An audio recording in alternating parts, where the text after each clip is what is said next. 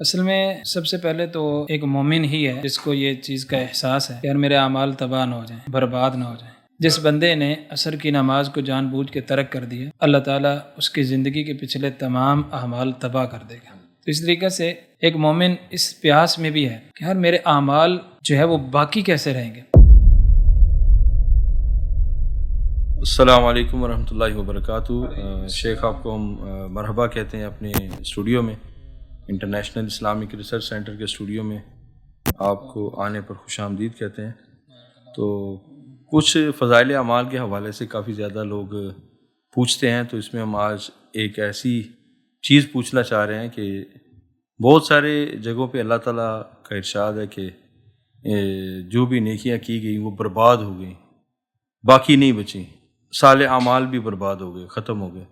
کوئی اللہ کے رسول صلی اللہ علیہ وسلم نے ایسا عمل بتایا ہو کہ جس سے وہ جو نیکی کی ہو وہ باقی رہ جائے، تو کوئی قرآن و سنت سے ایسی چیز ملتی ہے تو وضاحت فرمائیں۔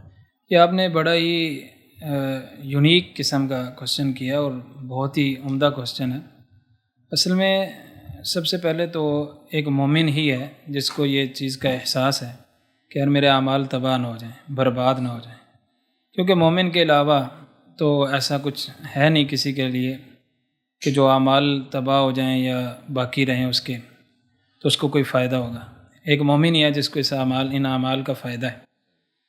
تو چونکہ کچھ ایسے اعمال بھی ہیں جن کی وجہ سے انسان کی نیکیاں تباہ ہو جاتی ہیں، جیسا کہ مثال کے طور پر صحیح بخاری کی حدیث ہے، صحیح مسلم وغیرہ میں کہ رسول اللہ صلی اللہ علیہ وسلم نے فرمایا من ترک صلاۃ العصر فقد حبط عملہ، جس بندے نے عصر کی نماز کو جان بوجھ کے ترک کر دیا، اللہ تعالیٰ اس کی زندگی کے پچھلے تمام اعمال تباہ کر دے گا۔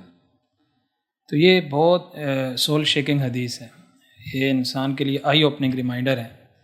تو اس طریقے سے ایک مومن اس پیاس میں بھی ہے کہ یار میرے اعمال جو ہے وہ باقی کیسے رہیں گے۔ تو اس سلسلہ میں ایک بڑی پیاری حدیث میرے ذہن میں ہے، مسند احمد کی حدیث ہے، سیدہ عائشہ صدیقہ رضی اللہ عنہ ام المؤمنین ہماری اماں جان فرماتی ہیں، راوی حدیث بھی ہیں۔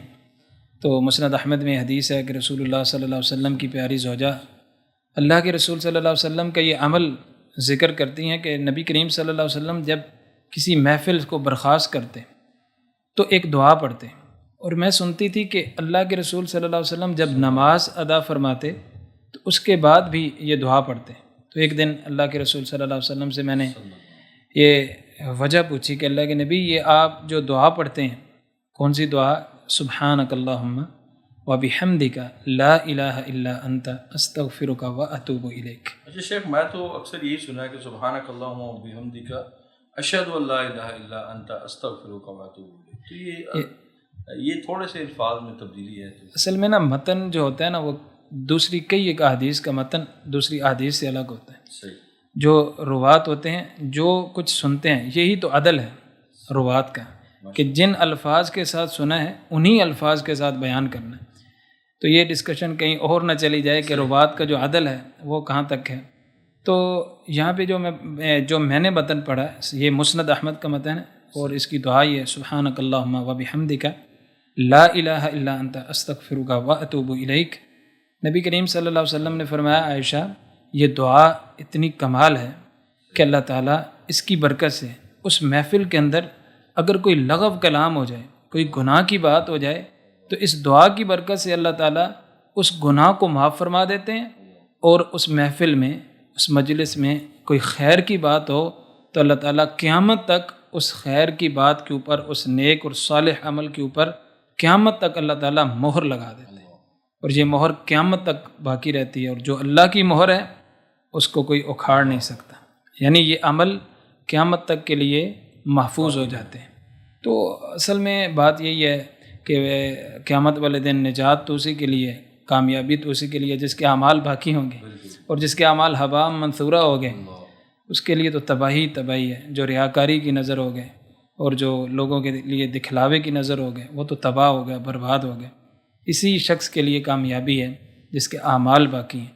تو یہ میں اپنے بھائیوں کو بھی یہ نصیحت کروں گا کہ اس دعا کو یاد کریں، اور اس دعا کو اپنی محافل کے اختتام پہ، جیسا کہ ہم بھی ایک پوڈ کاسٹ کر رہے ہیں تو ہمارا بھی یہی کام بنتا ہے کہ ہم اس کے اختتام پہ اسی دعا کو ریپیٹ کریں اور آپ کو بھی یاد کروائیں۔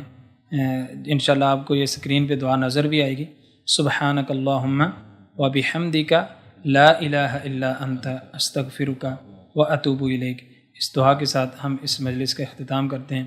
اللہ سے دعا ہے کہ اللہ تعالی ہماری اس مجلس کو، ہماری اس حدیث کی جو کلاس ہے، اس کو اللہ تعالی اپنی بارگاہ عالیہ میں قبول فرمائیں، اور قیامت تک کے لیے اس نیک عمل کو ہمارے لیے صدقہ جاریہ بنائیں اور اس کے اوپر مہر ثبت فرما دیں۔ ھذا ما کان عندی وباللہ التوفیق وصلی اللہ تعالی علی النبی الکریم۔